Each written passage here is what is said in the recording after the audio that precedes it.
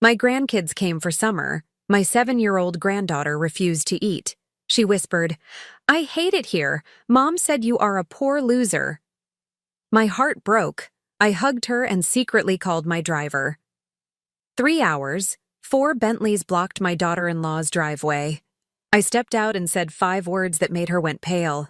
"I'm glad to have you here. Follow my story until the end, and comment the city you're watching from, so I can see how far my story has reached." I had been counting the days until summer for 3 months, 66 years old, and I still felt that childlike excitement when I knew my grandchildren were coming to stay. I spent weeks preparing my small apartment in Queens, buying their favorite cereals, setting up the pull-out couch in the living room with fresh sheets that smelled like fabric softener and hope. Fallon and James were supposed to arrive at 10 in the morning on that Tuesday in June. I had been up since 6, making pancakes from scratch the way I used to for their father when he was little. The kitchen felt warm and alive with the smell of vanilla and butter, and I caught myself humming while I cooked. These 2 weeks were going to be perfect. I was going to spoil them the way grandmothers are supposed to spoil their grandchildren. When Roman's car pulled up outside my building at exactly 10:15, I pressed my face against the window like an eager child. I watched him get out first, looking tired in that way that worried me. My son had always carried stress in his shoulders, and lately those shoulders seemed permanently hunched. Then Marlo emerged from the passenger seat, her designer sunglasses reflecting the morning sun, her movements sharp and impatient even from 3 floors up. But it was the children who made my heart skip. James, now 6, bounded out of the back seat with his usual energy, his Superman backpack nearly as big as he was. But Fallon moved differently. My 7-year-old granddaughter, usually the first to run toward any adventure, climbed out slowly, dragging a small pink suitcase behind her. Even from the window, I could see something was wrong. I buzzed them up and stood in my doorway, wiping my hands on my apron as I listened to their footsteps echoing in the stairwell. James appeared first, taking the stairs 2 at a time. "Grandma Celeste," he called, launching himself into my arms with the force of pure joy. I squeezed him tight, breathing in that sweet smell of childhood shampoo and morning sunshine. "There's my brave boy," I whispered into his hair. "I made pancakes." His face lit up like I had just promised him the moon. But when I looked over his head, Fallon was hanging back, half hidden behind her parents. Her usual bright smile was nowhere to be seen. Roman gave me a quick, distracted hug. "Thanks for this, Mom. We really need this time away." "Of course, sweetheart. That's what grandmothers are for." Marlo stepped forward, and I caught the familiar scent of her expensive perfume, something French and cold that always made me feel like I needed to apologize for existing in the same space as her. She didn't hug me. She never did. "Remember what we discussed about bedtimes?" she said, her voice carrying that tone she used when she wanted to make sure everyone knew she was the authority. 8:30 sharp, no exceptions, and limited screen time. Fallon has been having issues with authority lately, so you need to be firm with her. I nodded, though something about the way she said, "issues with authority," made my stomach tighten. "We'll be just fine, won't we, Princess?" I said, crouching down to Fallon's level. My granddaughter looked at me for a brief moment, and I saw something in her eyes that made my chest ache. It wasn't just sadness. It was something harder, something that seemed too old for a 7-year-old to carry. "I guess," she mumbled, not meeting my gaze. Marlo's smile was sharp as a blade. "They'll call you tonight to say goodnight, won't you, kids?" James nodded enthusiastically, but Fallon just shrugged. The gesture was so unlike her that I felt my first real stab of worry. After Roman and Marlo left, I tried to recapture the morning magic. I served the pancakes with strawberries cut into heart shapes, the way I used to do for Roman. James dove in with gusto, syrup dripping down his chin as he told me about his new bicycle and his friend Tommy who could do wheelies. But Fallon sat at my small kitchen table, staring at her plate like the pancakes were a personal insult. She had always been my little chatterbox, full of stories about school and friends and dreams about becoming a princess or a doctor or sometimes both. Now she sat in silence, pushing food around with her fork. "Not hungry, sweetheart?" I asked gently. She shook her head without looking up. "Maybe you're just tired from the car ride. We could watch a movie after breakfast. You can pick whichever one you want." Again, just a shake of her head. James, oblivious to the tension, finished his pancakes and asked if he could watch cartoons. I set him up in the living room with the remote, grateful that at least one of my grandchildren seemed happy to be here. When I returned to the kitchen, Fallon had pushed her plate away entirely. I sat down beside her, my heart hammering with a grandmother's instinct that something was terribly wrong. "Fallon, honey, what's going on? You seem so sad." For a moment I thought she might tell me. Her lower lip trembled, and she looked like she was fighting tears. Then she looked directly at me, and what she said next felt like someone had reached into my chest and squeezed my heart until it stopped beating. "I hate it here," she whispered, so quietly I almost didn't catch it. "Mommy said you're a poor loser and we have to stay with you because Daddy feels sorry for you." The words hit me like a physical blow. I felt my breath catch, felt the familiar sting of tears behind my eyes. But it was what came next that truly shattered me. "She said you never had anything good in your life, and that's why you live in this ugly place. She said real families don't live like this." I stared at my granddaughter, this beautiful little girl who had just repeated words that could only have come from her mother's mouth. Marlowe had poisoned her against me, filled her head with cruelty disguised as truth. "Oh, sweetheart," I managed to whisper, my voice breaking. Fallon's eyes filled with tears then, but not the kind of tears that come from sadness. These were angry tears, frustrated tears. "I don't want to be here. I want to go home. I want my mom." I reached out to touch her hand, but she pulled away.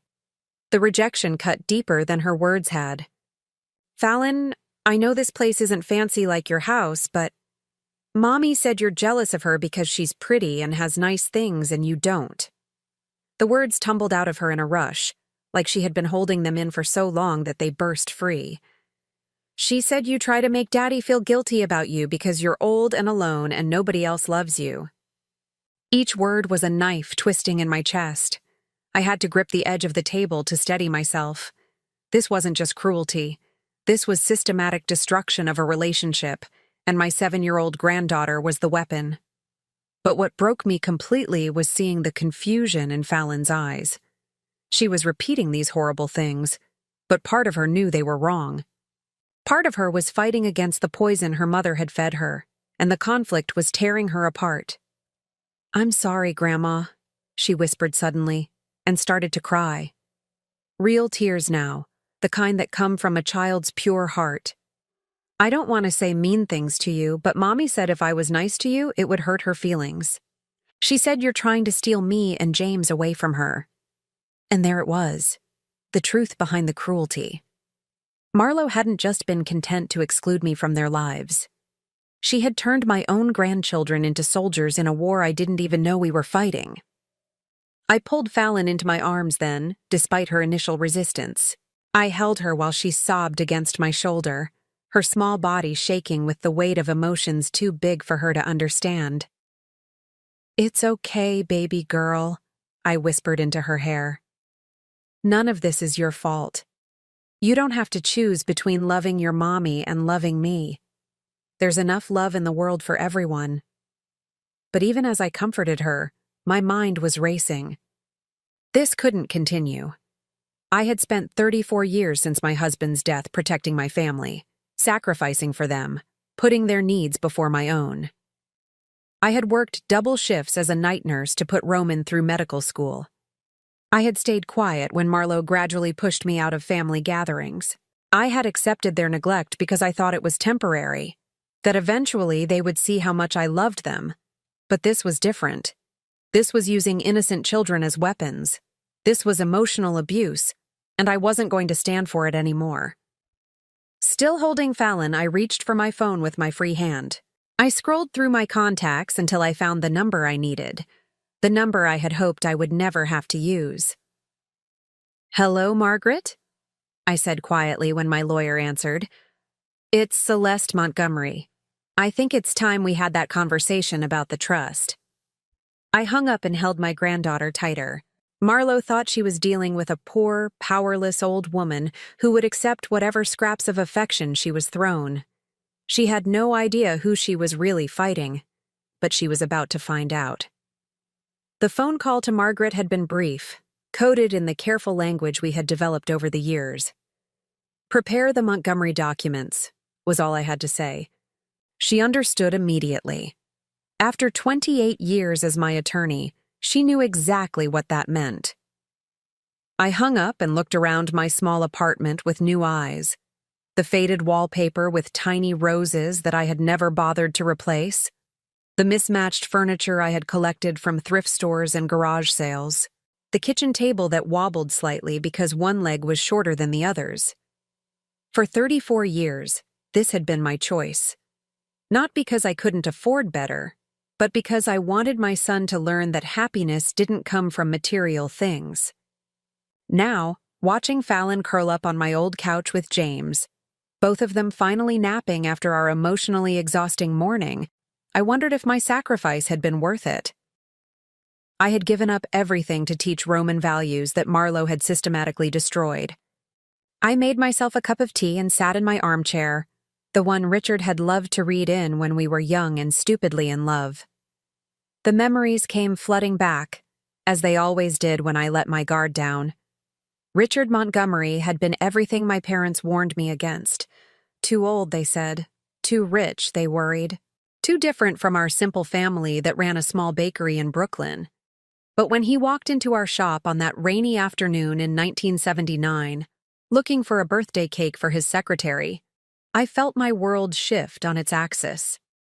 He was 35 to my 21, sophisticated where I was naive, wealthy where I was working class. He should have been completely out of my league, but something about the way he smiled when I handed him the extra cupcake I had included for free made him seem approachable, human. "What's your name?" he had asked, and when I told him, he said it like it was something precious. We were married 18 months later, much to my parents' shocked delight and his family's horrified dismay. The Montgomery family had built their fortune through 3 generations of hospital ownership, starting with Richard's grandfather, who had immigrated from Ireland with nothing but determination and a basic understanding of medicine. By the time I married Richard, Montgomery Medical Group owned 7 hospitals across New York and New Jersey. I should have been intimidated by the wealth, by the sprawling estate in the Hamptons, by the expectation that I would seamlessly transform from a baker's daughter into a society wife. Instead, I was simply happy. Richard never made me feel like I wasn't enough. He encouraged me to finish nursing school, something my own family had seen as unnecessary once I was married. "Smart women make the best partners," he used to say. "I want you to have your own dreams, not just share mine." Roman was born in 1985, after 3 miscarriages that had left us both emotionally raw and desperately grateful for our miracle baby. Richard was a wonderful father, the kind of man who would leave important board meetings to attend a kindergarten play or help with homework. He used to tell Roman stories about the immigrant grandfather who built their family legacy through hard work and integrity. "Money is just a tool, son," he would say. "It's what you do with it that defines who you are." Our life was perfect in the way that should have warned me it was too good to last. Richard died on a Tuesday in March of 1990. A drunk driver ran a red light and turned our world into before and after. Roman was only 5 years old, still young enough to ask when Daddy was coming home, still innocent enough to believe that love could bring people back. The will reading was the first time I truly understood what Richard's love had protected me from. His family, who had barely tolerated me while he was alive, made their feelings crystal clear.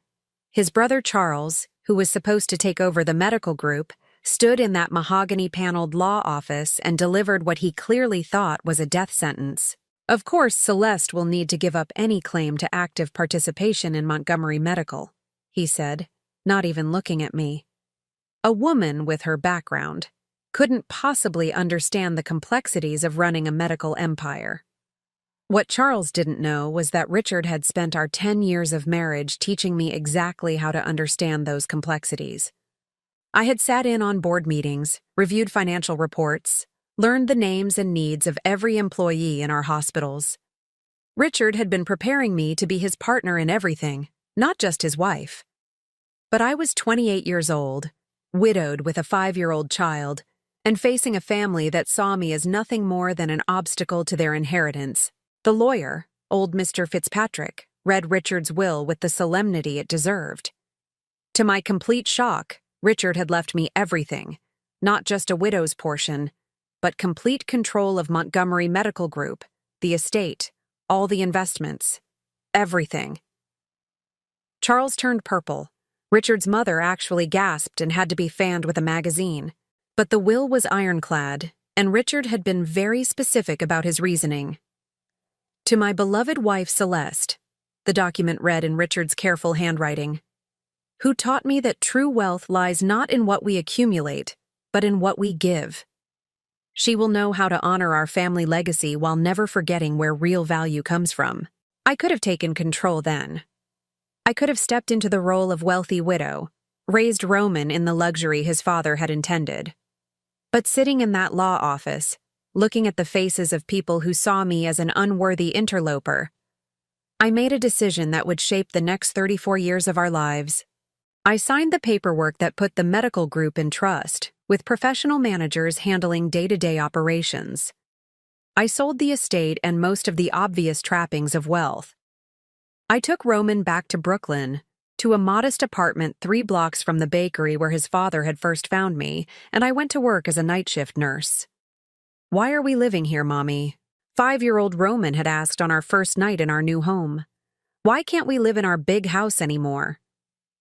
"Because," I had told him, smoothing his hair as he lay in his new twin bed, "your daddy wanted you to understand that being a good person matters more than having fancy things. We're going to learn to be happy with what we need, not what we want."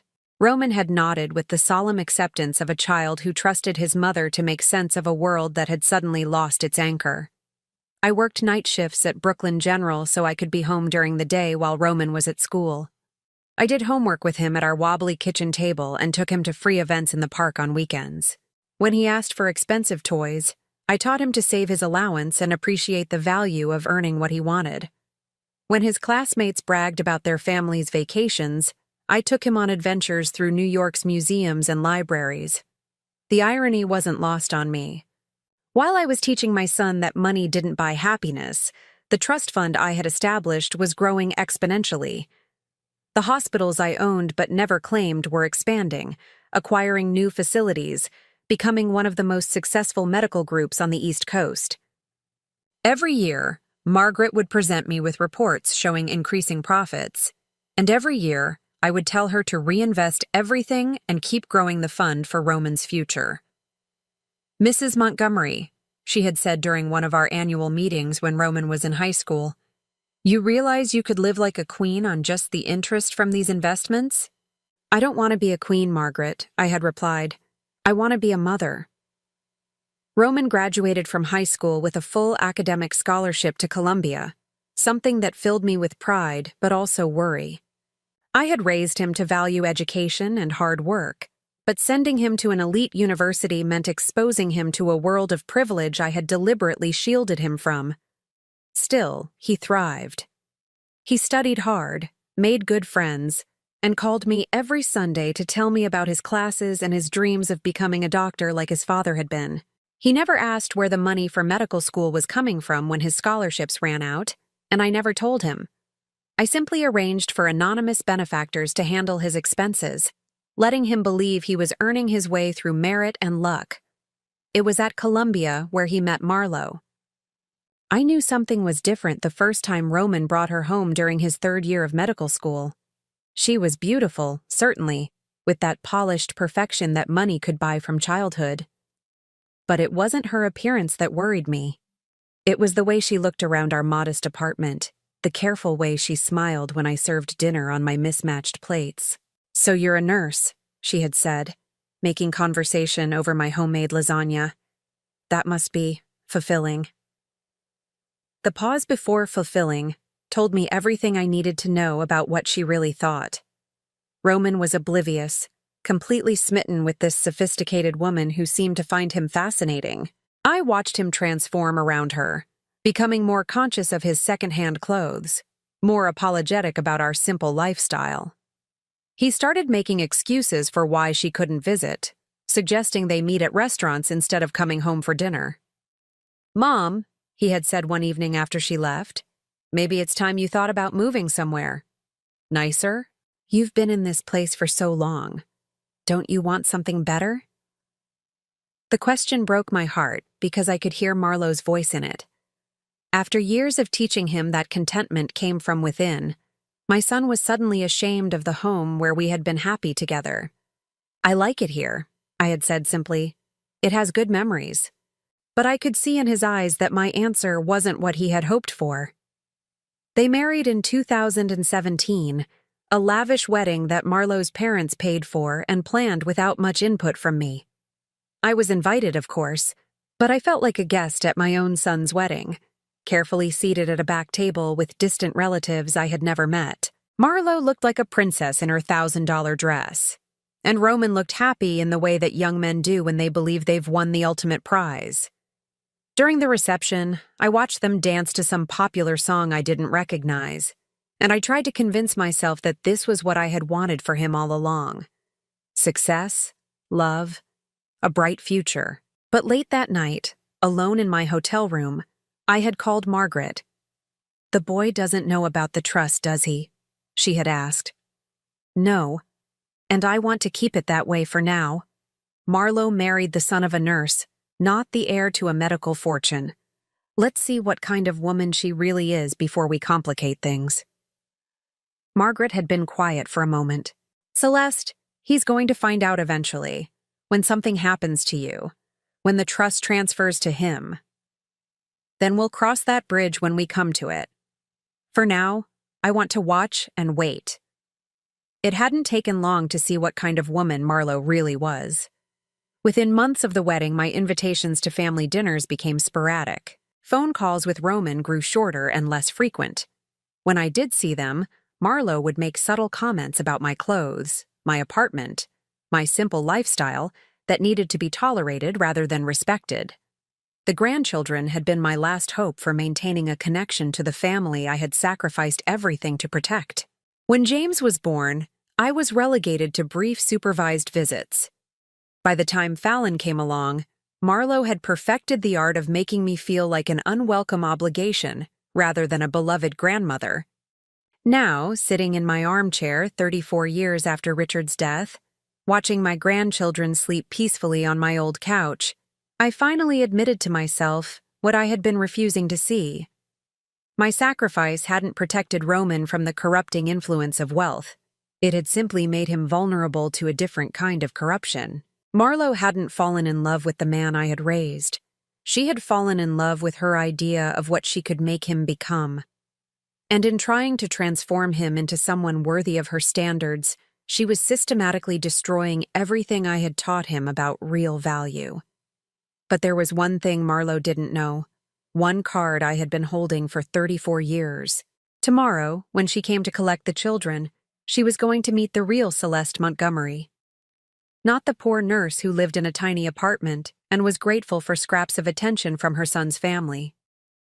Tomorrow, she was going to meet the woman who owned one of the largest medical groups on the East Coast, who had $47 million sitting in trust funds and investment accounts, who had been quietly building an empire while pretending to live paycheck to paycheck. Tomorrow, the game was going to change completely. I reached for my phone and scrolled to a contact I rarely used. When the voice answered, professional and immediately alert despite the late hour, I spoke the words I had hoped never to say. "This is Celeste Montgomery. I need 4 cars ready by 10 a.m. tomorrow. Black Bentleys, and I want them parked exactly where I tell you to park them. The war Marlowe had started with my grandchildren was about to become very, very real. The next morning arrived with the kind of crisp clarity that comes after a storm. I woke at 5:30, the same time I had been waking for 34 years, but this time was different. This time, I wasn't getting up to prepare for another shift of taking care of other people while neglecting myself. This time, I was preparing for war. Fallon and James were still asleep on the pull-out couch, their small bodies finally relaxed after yesterday's emotional upheaval. Fallon had cried herself to sleep in my arms, torn between the loyalty her mother demanded and the love she naturally felt for me. No child should have to carry that burden. I made coffee in my old percolator, the one Richard had bought me during our first year of marriage. The familiar sound of bubbling water and the rich aroma filling my small kitchen gave me comfort, grounding me in the reality of what I was about to do. I had spent 3 decades hiding who I really was. Today, that masquerade was ending. At exactly 7 o'clock, my phone rang. Margaret's voice was crisp and professional, but I could hear the underlying concern. "Celeste, are you absolutely certain about this course of action? Once you reveal your financial position, there's no going back. The family dynamics will change permanently." I looked toward the living room where my grandchildren slept, remembering Fallon's whispered words about being a poor loser, remembering the pain in her eyes as she repeated her mother's poison. "I'm certain, Margaret. 34 years of protecting them from the truth has only allowed them to abuse that protection. It's time they learned who they're really dealing with." "Very well. I'll have the documents ready by 9. The cars will arrive at exactly 10, as you requested. Are you prepared for their reaction?" I smiled, feeling a strength I hadn't accessed in decades flowing through my veins. "I've been preparing for this moment since 1990, Margaret. I'm more than ready." After hanging up, I opened my closet and pushed aside the simple cardigans and sensible shoes I had worn for so many years. In the very back, wrapped in garment bags that hadn't been touched in over a decade, hung the clothes from my previous life. The life when I was Mrs. Richard Montgomery, not just Celeste the nurse. I pulled out a black Chanel suit that still fit perfectly, designer shoes that cost more than most people spent on rent, and a string of pearls that Richard had given me for our 5th anniversary. As I dressed, I caught my reflection in the mirror and saw the woman I had buried beneath years of deliberate simplicity.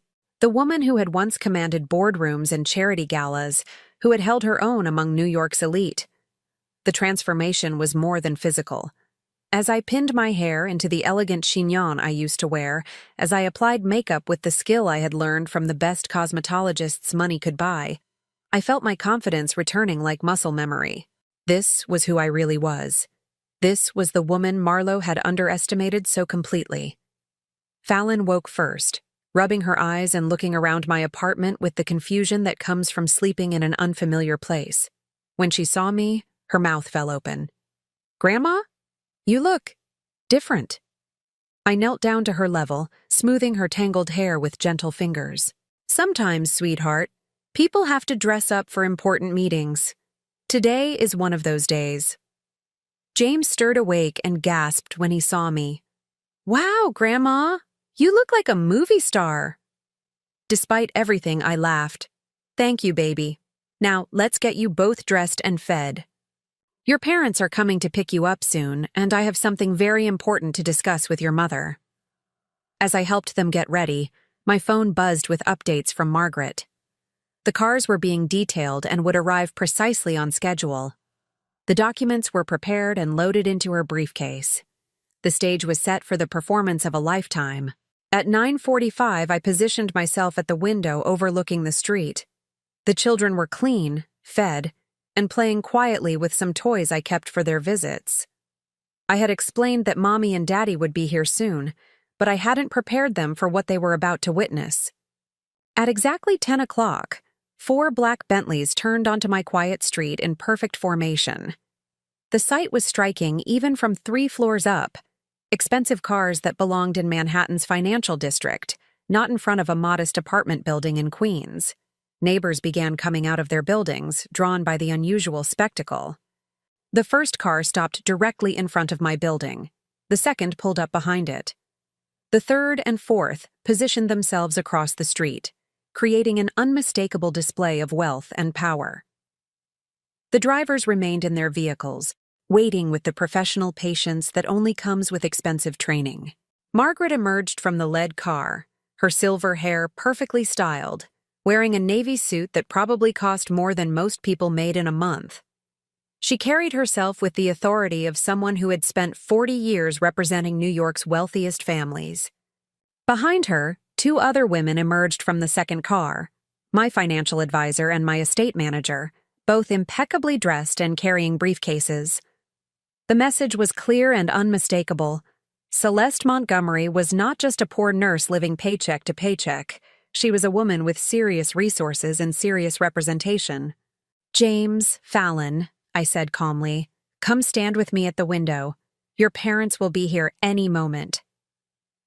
The children pressed their faces against the glass, James pointing excitedly at the cars. "Grandma, why are there so many fancy cars outside?" "Those are my friends," I said simply. "They're here to help me with some business." 5 minutes later, Roman's modest Honda Accord turned onto the street and stopped abruptly when he saw the display waiting for him. I watched my son's face through the windshield, saw the confusion and growing alarm as he took in the scene. Beside him, Marlowe's perfectly contoured features went through a rapid sequence of emotions: confusion, suspicion, and then something very close to panic. They sat in their car for nearly 2 full minutes, clearly debating what to do. I could imagine the conversation. Marlowe demanding to know what this was about, Roman trying to make sense of what he was seeing. Finally, they got out of the car, Marlowe's designer heels clicking against the pavement with sharp, angry sounds. Margaret approached them with the kind of professional courtesy that masked steel. I couldn't hear the conversation from 3 floors up, but I could read body language well enough. Marlowe's gestures were becoming more animated, more defensive.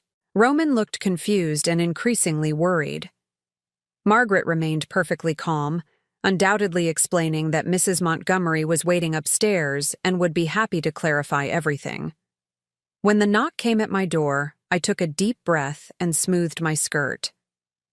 The children looked between me and the door with curiosity, sensing something significant was happening but not understanding what. I opened the door to find Roman and Marlowe standing in my hallway, both of them looking like they had been ambushed. Behind them, Margaret waited with professional patience. "Hello, Roman. Marlowe." My voice was calm, controlled. "Please come in. Margaret, you can wait in the hallway for now." Roman stepped inside first, his eyes taking in my appearance with growing bewilderment. "Mom, why are you dressed like that? What's with all the cars?" Marlowe followed, her suspicious gaze sweeping my apartment as if she expected to find evidence of some elaborate deception. When she spoke, her voice carried the sharp edge of someone who felt threatened but didn't yet understand why. "What is this, Celeste? Some kind of performance? Are you trying to impress us by hiring cars you can't afford?" I smiled, feeling the satisfaction of a chess player who had just revealed their strategy. "Please, sit down. Both of you. James, Fallon, why don't you play in the bedroom for a few minutes while Mommy, Daddy, and I have a grown-up conversation?" The children obediently disappeared into my bedroom, though I could see Fallon lingering near the doorway, her curiosity outweighing her obedience. Roman remained standing, his confusion evident. "Mom, seriously, what's going on? Those are very expensive cars outside. People are staring. The neighbors are taking pictures." Marlowe perched on the edge of my old couch, as if she were afraid it might contaminate her designer clothes. "This is ridiculous. Whatever point you're trying to make, just make it so we can collect the children and leave." I walked to my kitchen counter and picked up the manila folder Margaret had delivered that morning. Inside were documents that would change everything: financial statements, trust fund papers, property deeds. 34 years of hidden wealth laid bare in black and white. "You know, Marlowe," I said conversationally, "yesterday my granddaughter told me some very interesting things. She said you told her I was a poor loser who lived in an ugly place because I never had anything good in my life. Marlowe's face flushed, but her chin lifted defensively. Children misinterpret things. If Fallon said something inappropriate, I'm sorry, but... She also said you told her that real families don't live like this. I gestured around my modest apartment. That I'm jealous of you because you're pretty and have nice things while I don't. Roman shot a sharp look at his wife. Marlowe, did you actually say those things to Fallon? It's not what you think, Marlowe said quickly. I was just trying to help her understand why your mother lives so differently from us. Children need context to... Context. I repeated the word, tasting its bitterness. You're right, Marlowe. Children do need context. So let me provide some. I opened the manila folder and pulled out the first document. A financial statement from Goldman Sachs showing liquid assets of $47,300,000. I placed it on the coffee table between us. Roman stared at the paper, his face going pale. What is this? That's my current net worth, I said calmly. Not counting real estate or the medical group holdings. Marlowe leaned forward to read the document, her eyes widening as she took in the numbers. This has to be fake. This is some kind of... I placed the second document on the table. Montgomery Medical Group ownership papers, showing Celeste Montgomery as majority shareholder of 7 hospitals and 3 medical research facilities. This is impossible, Roman whispered, sinking into my armchair as if his legs could no longer support him. Mom, where did this come from? Your father, I said gently. He left everything to me when he died. Everything. I've been the primary owner of Montgomery Medical Group for 34 years. Marlowe grabbed the papers, studying them with growing desperation. But you work as a nurse. You live in this tiny apartment. You dress like someone who chose to live modestly while teaching my son that wealth doesn't define character. I pulled out the third document, trust fund papers showing $15 million set aside for each of my grandchildren. I wanted Roman to understand the value of hard work, the importance of being grateful for what you have instead of always wanting more. The silence in the room was deafening. Roman stared at me like he was seeing a stranger. Marlowe's perfectly applied makeup couldn't hide the fact that all color had drained from her face. You've been lying to us for 34 years, Roman said finally, his voice hollow. Not lying, I corrected. Protecting. There's a difference. Marlowe stood up abruptly, pacing toward my window where the Bentleys waited like silent sentinels. This is insane. You let us think you were struggling financially. You let us feel sorry for you. Did you feel sorry for me? I asked pointedly. Because from where I was sitting, it seemed like you felt embarrassed by me. Ashamed to have a mother-in-law who wasn't part of your social circle. That's not true, Roman protested, but his voice lacked conviction. I walked to my small bookshelf and pulled out a photo album I had kept hidden for years. Inside were pictures from my previous life, charity galas, hospital board meetings, society events where I had stood beside New York's most influential families. This is who I used to be, I said, showing them a photograph of me at a Metropolitan Opera gala, wearing a gown that cost more than most cars. This is the world I gave up to make sure you understood that character matters more than status. Marlowe stared at the photo, then at me, then back at the photo. Why are you showing us this now? I closed the album and met her eyes directly. Because yesterday, you used my grandchildren as weapons against me. You poisoned their minds with lies about my worth, my value to this family. You made a 7-year-old child choose between loving her grandmother and pleasing her mother. I never said she had to choose. You told her I was jealous of you. You told her real families don't live like me. You made her ashamed to love me. My voice remained calm, but steel ran underneath every word. That ends now. Roman stood up, running his hands through his hair in a gesture I remembered from his childhood when he was overwhelmed. I don't understand any of this. Why hide it? Why pretend to struggle when you could have lived like what? Like your wife? Spending money on designer clothes and expensive cars while teaching our children that love can be bought and sold? I shook my head.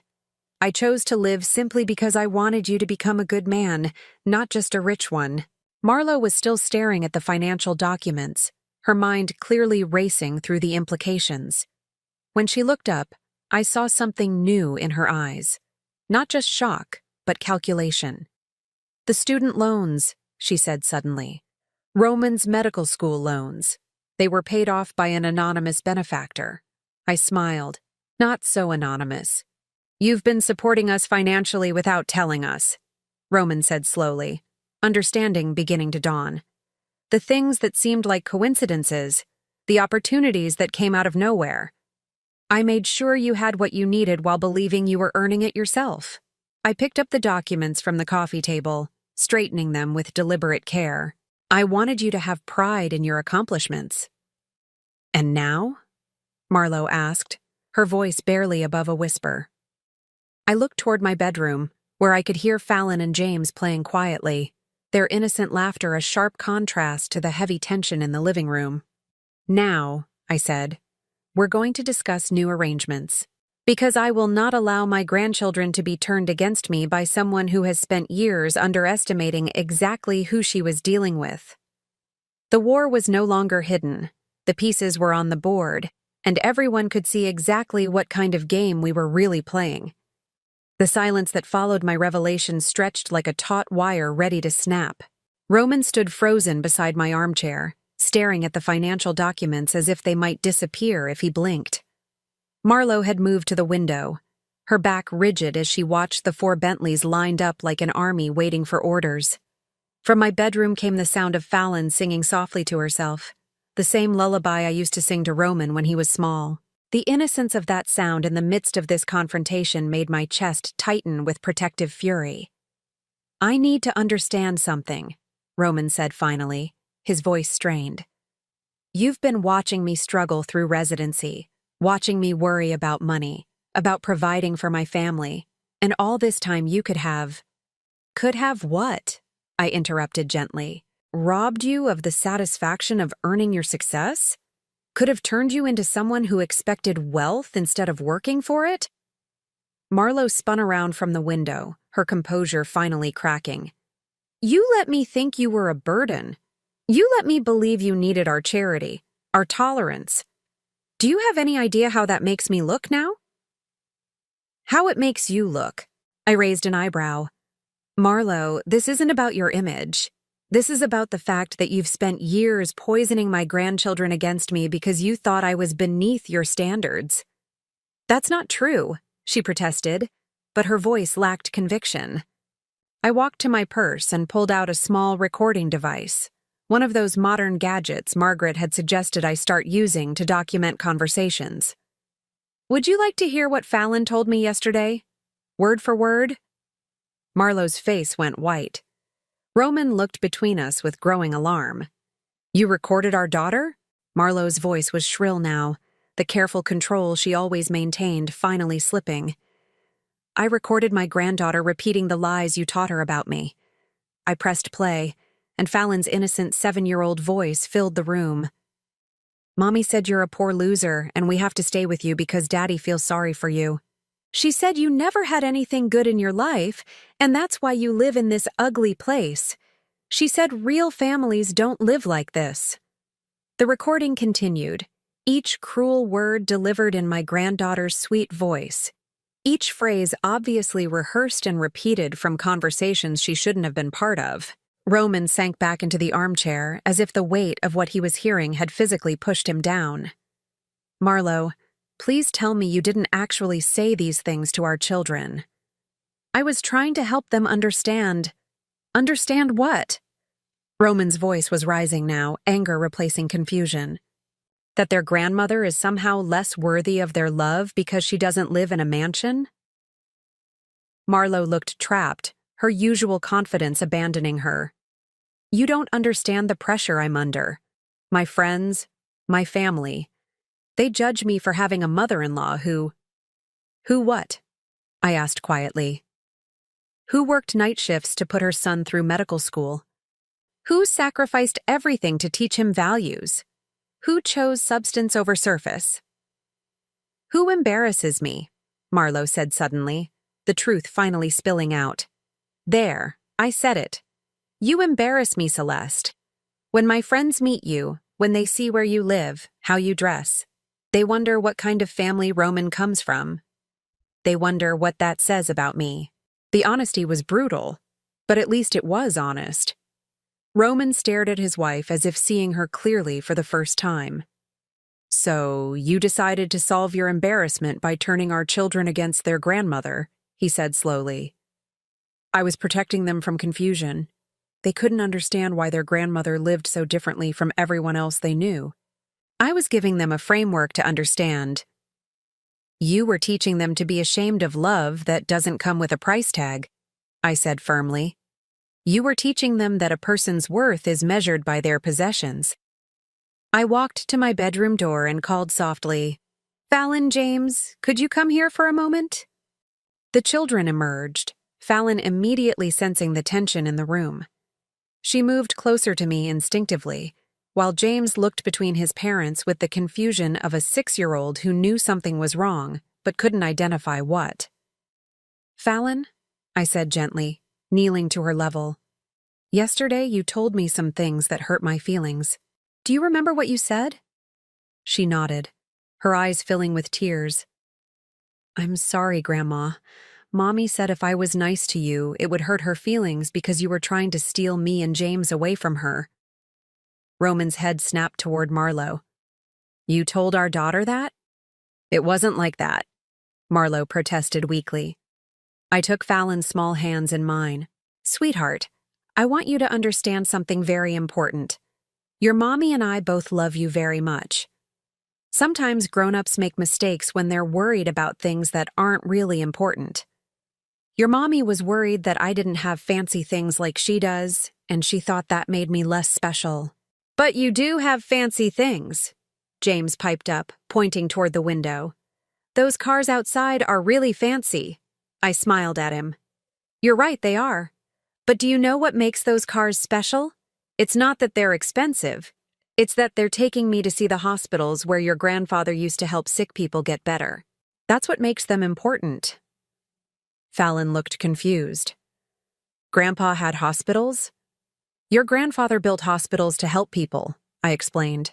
And when he died, he asked me to take care of them. But I wanted to make sure your daddy grew up understanding that helping people matters more than having fancy things.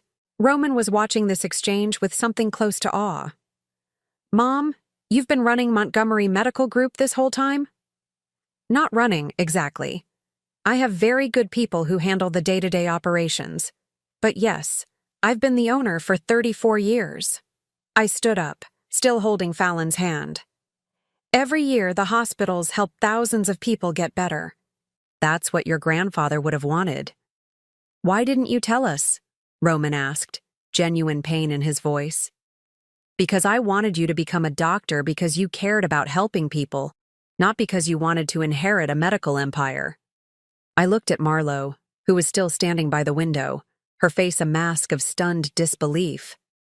And I wanted to see what kind of person you would marry, whether you would choose someone who valued character or someone who valued status.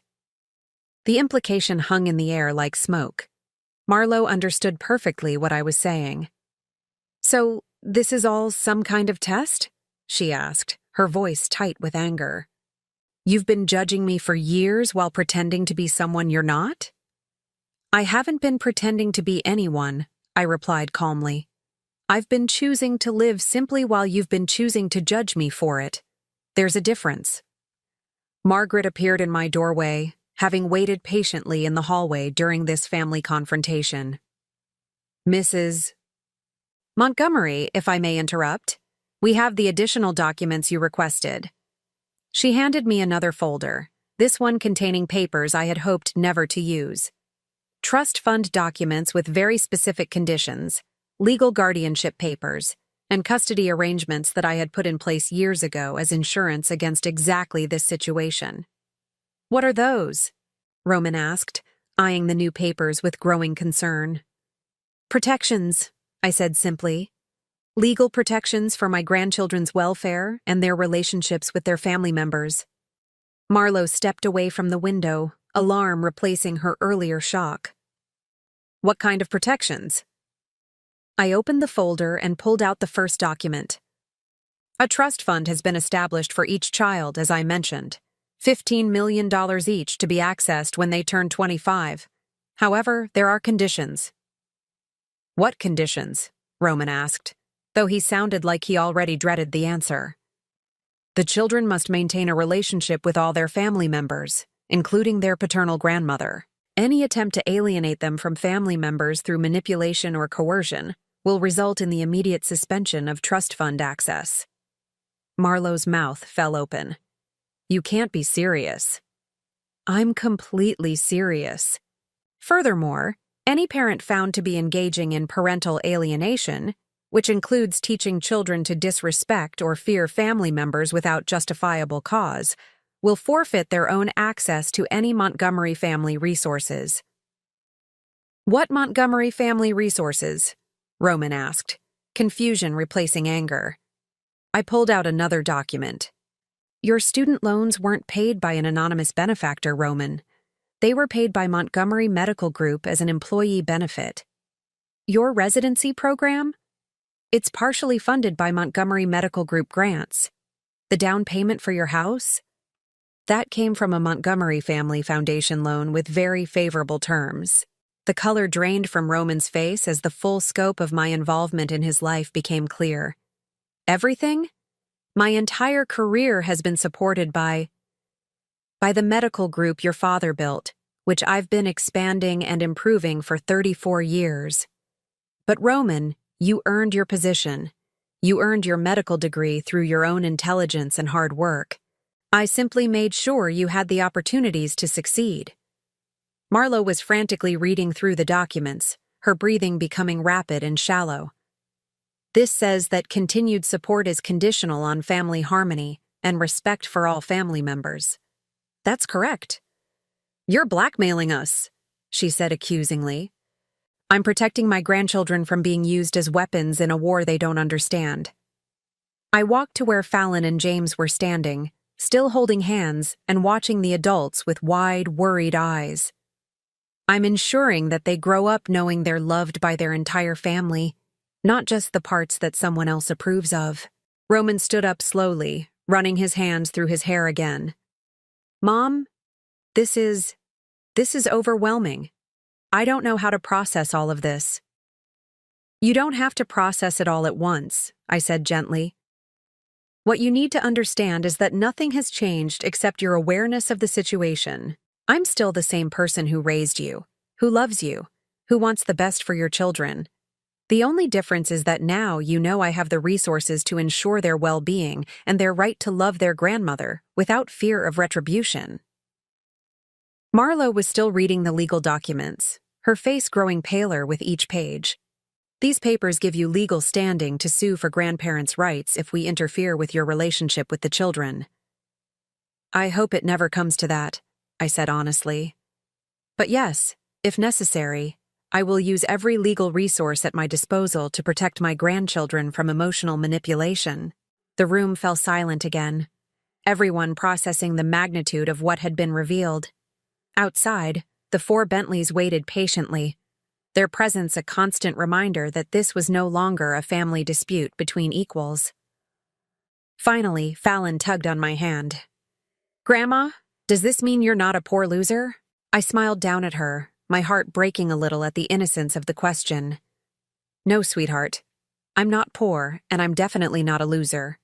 But more importantly, being poor doesn't make someone a loser, and having money doesn't make someone better than anyone else. What makes someone special is how they treat the people they love. She nodded solemnly, as if this made perfect sense to her 7-year-old logic. So Mommy was wrong when she said those things about you? I looked at Marlo, who was staring at her daughter with something that might have been shame. Mommy was scared and confused, sweetheart. Sometimes adults say things they don't mean when they're feeling scared. But Marlo wasn't looking at me anymore. She was staring at the custody papers, the trust fund documents, the evidence of a power she had never suspected existed. When she finally spoke, her voice was barely above a whisper. "What do you want from us?" I folded the papers carefully and placed them back in the folder. "I want my grandchildren to know they can love their grandmother without betraying their mother. I want family dinners where I'm welcomed, not tolerated. I want phone calls that aren't obligations. I want to be part of their lives without having to apologize for existing." "And if we agree to this?" Roman asked. "Then nothing changes except that the children get to know their full family history, including the legacy their grandfather left them. They get to understand that they come from people who built something meaningful, who helped others, who believed in using their resources to make the world better." I looked directly at Marlo. "And you get to learn that sometimes the most powerful people in the room are the ones who choose not to show their power until they have to." The war was over before it had really begun. Not because anyone had surrendered, but because the balance of power had shifted so completely that resistance was pointless. Marlo finally understood that she hadn't been tolerating a poor, embarrassing mother-in-law. She had been underestimating one of the most powerful women in New York medical circles. And that realization was going to change everything. The days following our confrontation unfolded like dominoes falling in slow motion. Marlo had left my apartment that morning in stunned silence, clutching the copies of legal documents that outlined her new reality. Roman had stayed behind for 20 minutes, asking questions I could see he was afraid to hear the answers to. "Did you ever plan to tell me?" he had asked, standing in my doorway with his hands shoved deep in his pockets, looking younger than his 39 years. "When you turned 40, I had answered honestly.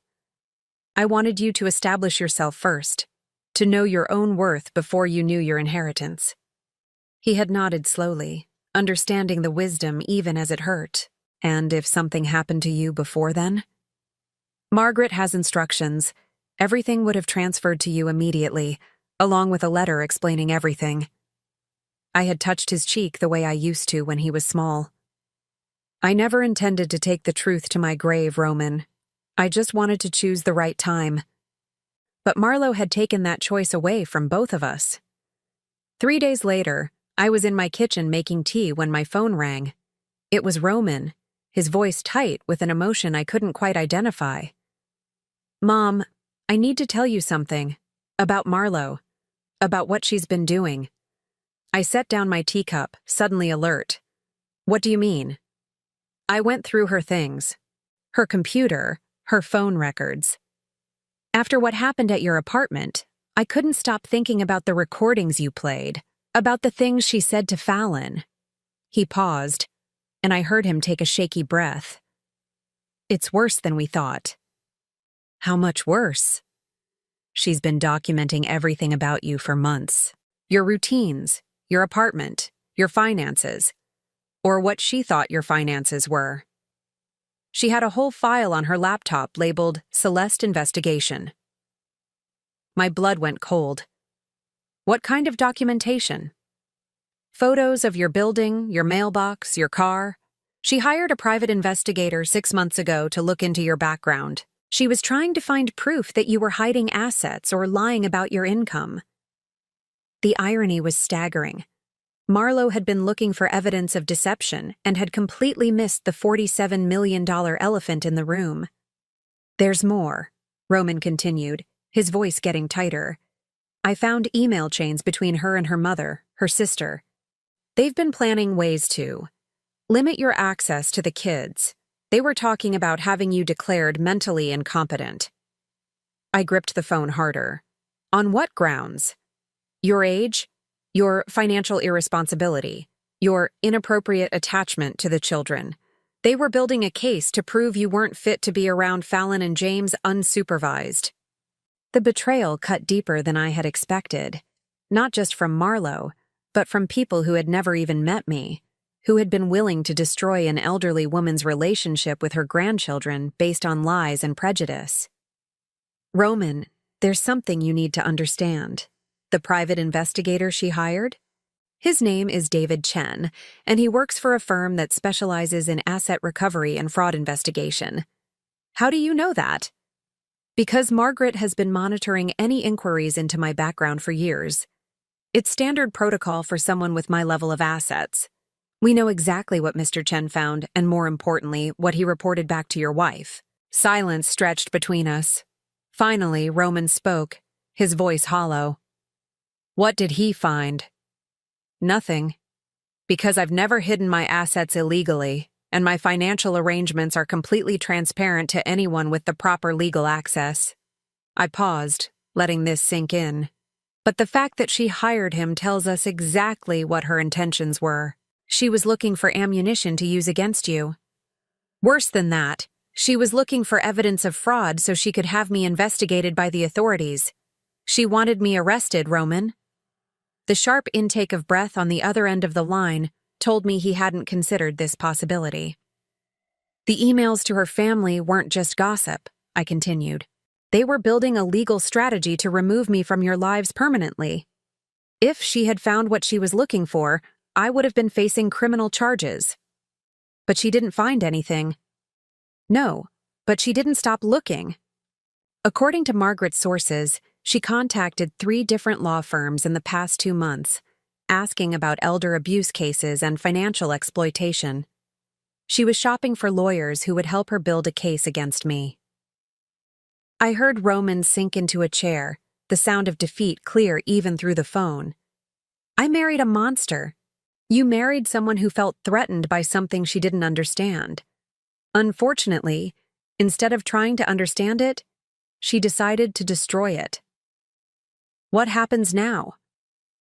That was the question I had been dreading, because the answer was going to hurt him almost as much as the truth about Marlowe had. Now we implement the protections I put in place. The trust fund conditions aren't just about parental alienation, Roman. They include clauses about any attempts to legally harass or intimidate family members. Marlowe's investigation and her attempts to build a fraud case constitute legal harassment. Meaning she's already violated the terms of the children's trust funds. The $15 million set aside for each of them is no longer accessible to her as their guardian. It will be held in trust until they're 25, and she'll have no say in how it's managed. Roman was quiet for a long time. When he spoke again, his voice was different, harder. There's something else I found in her emails to her sister. I waited. She's been planning to divorce me. Has been for months. She was waiting until she could prove you were a financial liability so she could argue for full custody. She wanted to make sure the kids never saw you again, and she wanted to use that as leverage for a bigger settlement. The pieces clicked into place with sickening clarity. Marlowe hadn't just been trying to eliminate me from their lives out of embarrassment or social anxiety. She had been systematically working to destroy my relationship with my grandchildren as part of a calculated plan to maximize her divorce settlement. She never loved me, Roman continued, his voice breaking slightly. The whole marriage was a business transaction. She married the son of a nurse because she thought it would make her look charitable, and she was planning to trade up once she had secured her social position and had children to use as bargaining chips. Roman, no, Mom. I need to say this. I've been an idiot. I let her convince me that you were the problem, that your simple lifestyle was somehow a reflection on me. I let her poison my children against their grandmother because I was too proud to see what was really happening. The pain in his voice was almost unbearable. This was my son, the little boy I had raised to be kind and honest. Discovering that the woman he had pledged his life to had been playing a long game of deception and manipulation. What are you going to do? I asked gently. I'm going to file for divorce, and I'm going to ask for full custody of the children. Roman, that's a very serious step. Are you sure? I'm sure. I found her research on parental alienation tactics, Mom. She wasn't just accidentally turning the kids against you. She was following a playbook. She has articles printed out about how to systematically destroy a child's relationship with a grandparent. She studied this like it was a college course. My heart broke for my grandchildren. they hadn't just been caught in the crossfire of adult conflicts.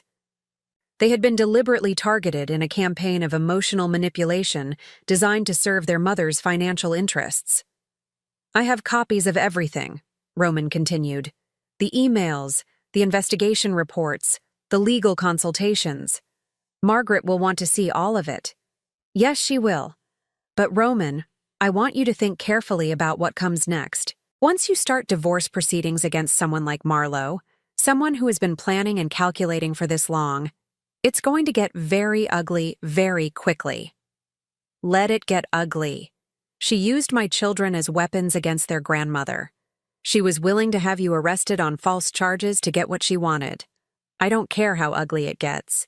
That afternoon, Roman came to my apartment with a banker's box full of printed emails, documents, and financial records.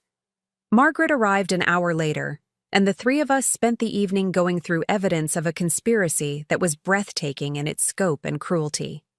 "This is actually quite helpful," Margaret said, reading through Marlo's communications with her family. "She's documented her own premeditation. Any judge who sees this will understand exactly what kind of person we're dealing with." "What about the children?" I asked. "How do we protect them from being hurt by all of this?" "We document everything. We show the court that Marlo has been engaging in systematic parental alienation, that she hired investigators to build false cases against family members, and that she was planning to use the children as leverage in a divorce she's been orchestrating for months." Roman looked up from a stack of emails. "Will they have to testify? Will they have to choose sides?" "Not if we do this right," Margaret assured him. "The evidence speaks for itself. We have her own words, her own plans, her own documentation of deliberate manipulation. No child should have to testify against their mother, but in this case, the mother has provided all the evidence we need." As the evening wore on, the full extent of Marlo's deception became clear. She had been living a completely different life than the one Roman thought they shared. While he believed they were building a family together, she had been systematically planning his destruction and mine. But she had made one crucial error.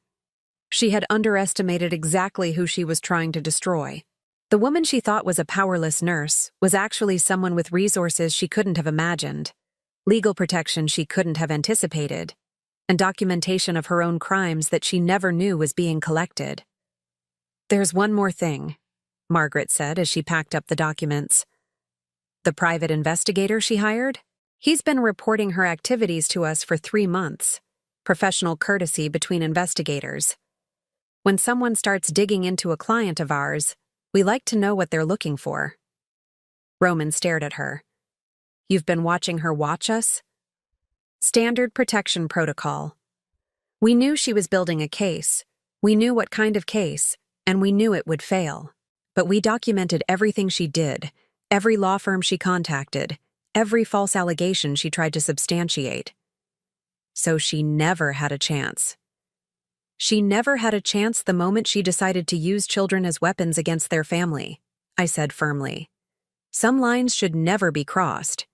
That night, after Roman and Margaret left, I sat in my kitchen looking at the photos Marlo had taken of my building, my car, my simple life that had driven her to such extremes of hatred and calculation.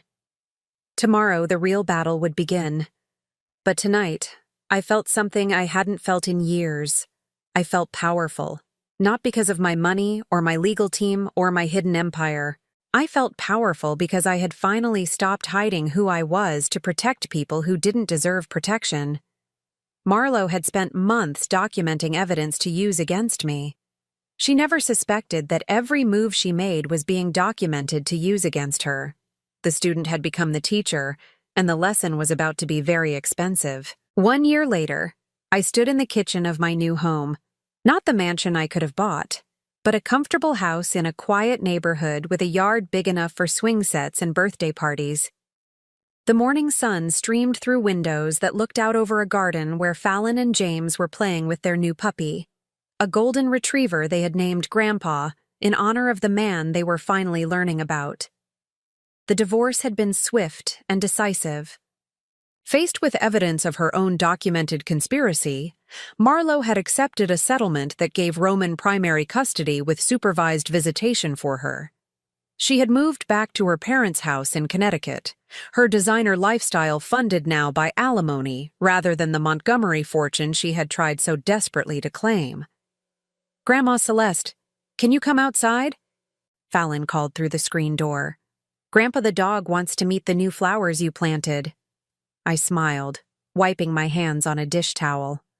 At 8 years old now, Fallon had blossomed into the confident, loving child she was meant to be once the poison of manipulation had been removed from her system. It had taken months of family therapy and patient conversations, but she understood now that loving multiple people didn't diminish her love for any one of them. James, now 7, had adapted with the resilience that children possess when the adults in their lives stop confusing them with conflicting loyalties. He spent his weekends helping me in the garden, asking endless questions about his grandfather and the hospitals that still bore the Montgomery name. Roman appeared in my doorway, holding 2 cups of coffee and looking more relaxed than I had seen him in years. "The kids want to know if we can visit the main hospital this afternoon. James has been asking about the children's wing again."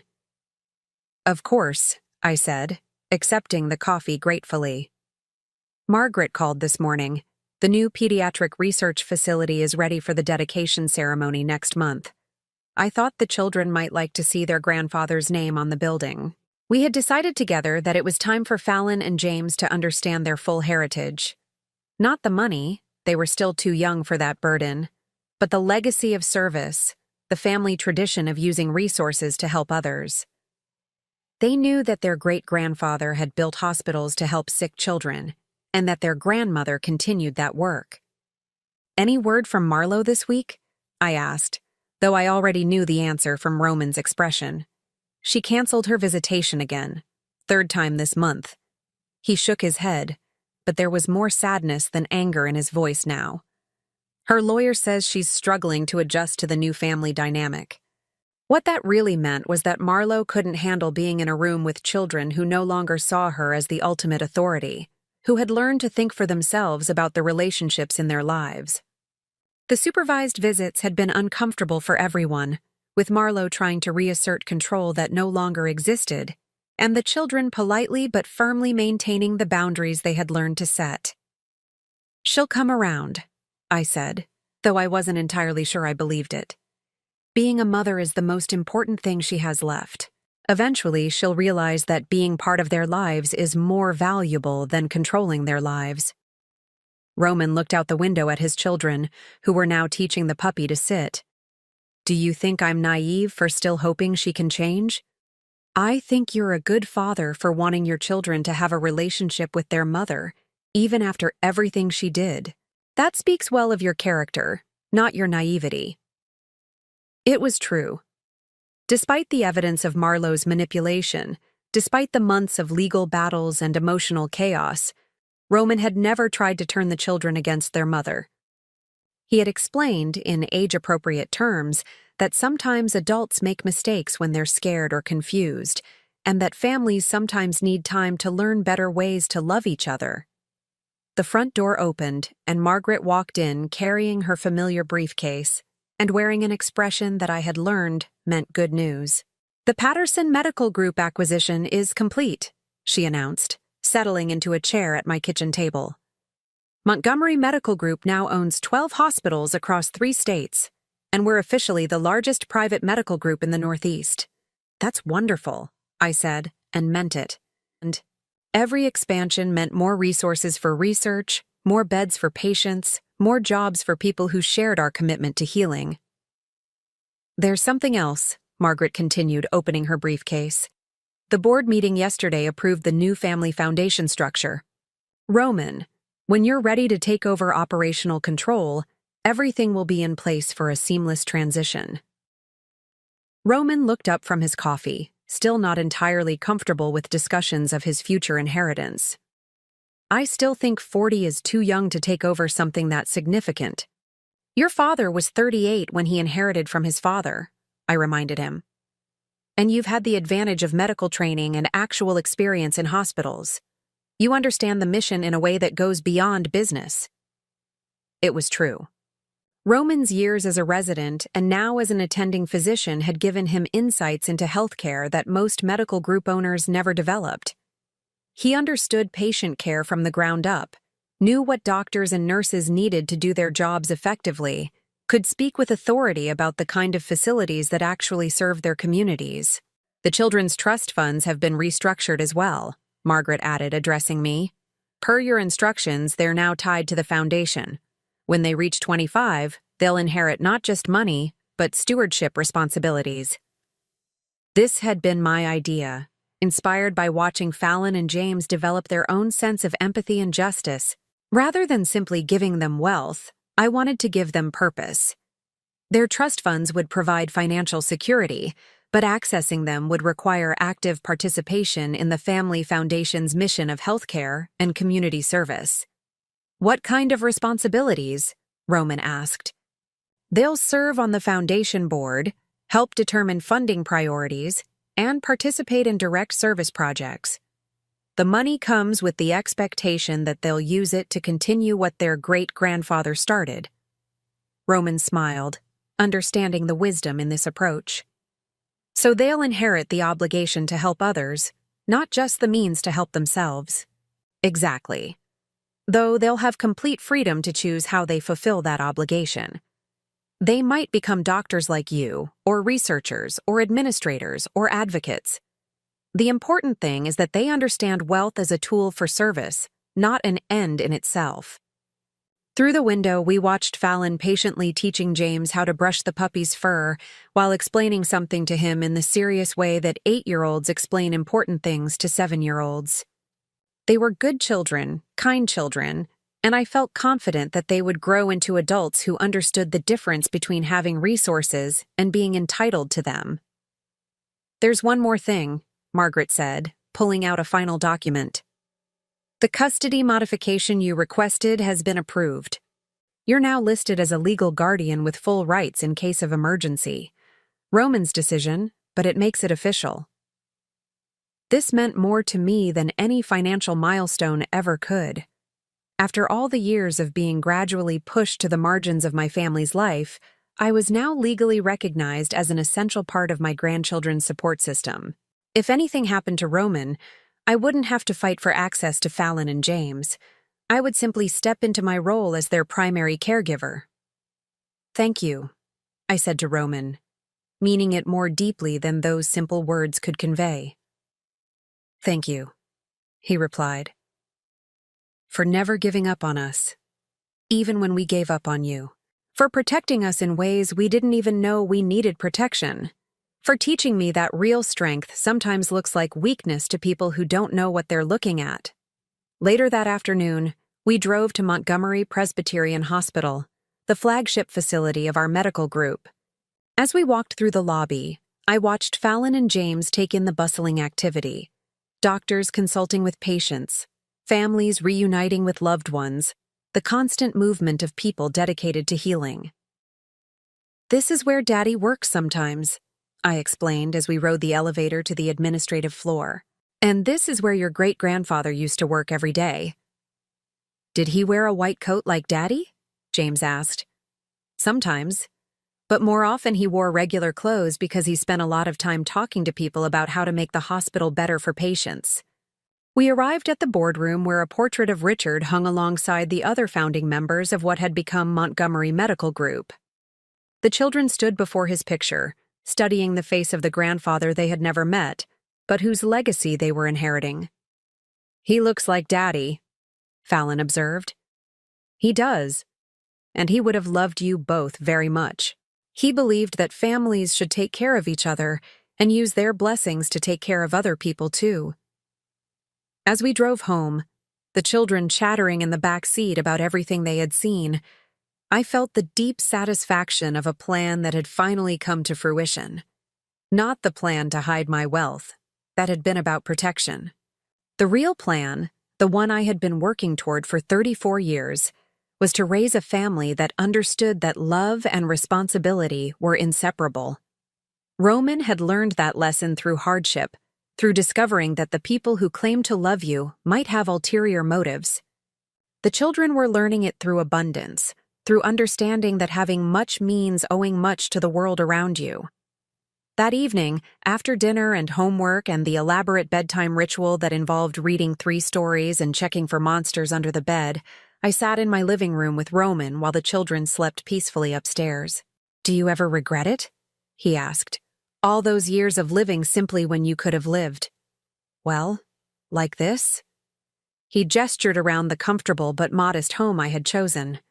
I considered the question seriously. "No. I regret that it took a crisis to bring us back together. I regret that the children had to be hurt in the process. But I don't regret the years I spent teaching you that character matters more than status. Even if it meant you were lonely? Even if it meant being disrespected and excluded?" "Roman, I was never lonely when I was with you. And being disrespected by people who didn't know my worth only proved that I was right to value different things than they did." We sat in comfortable silence for a while, listening to the sounds of a house full of family, the soft whisper of the dishwasher, the distant hum of a nightlight in the children's room, the settling sounds of a home that was truly lived in. "I have something to tell you," Roman said finally, "about Marlo." I waited. "She's getting remarried. To someone she met through her parents. Someone who thinks she was the victim in our divorce." I felt a pang of something, not quite sadness, not quite pity, but a complex emotion that encompassed the waste of potential. The tragedy of someone who had chosen manipulation over authenticity so completely that she couldn't find her way back to genuine connection. "I hope she's happy," I said, and meant it. "I hope she learns to love someone without trying to control them." "Will you tell the children?" "We'll tell them together when you're ready. They should know that their mother is starting a new chapter in her life. It might even be good for them to see that people can choose different paths and still find contentment." Roman nodded, though I could see he was still processing his own feelings about his ex-wife's future. "There's something else," he said. "Something I've been wanting to say for months." "What's that?" "I'm proud to be your son, not because of the money or the hospitals or any of that. I'm proud because you taught me that doing the right thing is more important than looking like you're doing the right thing. You taught me that love means protecting people from harm, even when they don't understand that they're in danger." I felt tears prick my eyes. "You've always been my greatest accomplishment, Roman, not the business I inherited or the wealth I preserved. You. The man you became, the father you are, the integrity you've maintained even when it would have been easier to compromise." Outside, the first stars were appearing in the darkening sky. Tomorrow would bring new challenges, new opportunities to use our resources wisely, new chances to demonstrate that wealth without wisdom is merely accumulation, but wealth with purpose is transformation. But tonight, I was simply a grandmother whose family was whole again, whose legacy was secure not in bank accounts or legal documents, but in the character of the people I loved most. The war was over. Love had won. Not through conquest, but through patience. Not through force, but through the quiet strength of never giving up on the people who matter most. And in the end, that was the only victory that had ever mattered. Now I'm curious about you who listened to my story. What would you do if you were in my place? Have you ever been through something similar? Comment below. And meanwhile, I'm leaving on the final screen 2 other stories that are channel favorites, and they will definitely surprise you. Thank you for watching until here.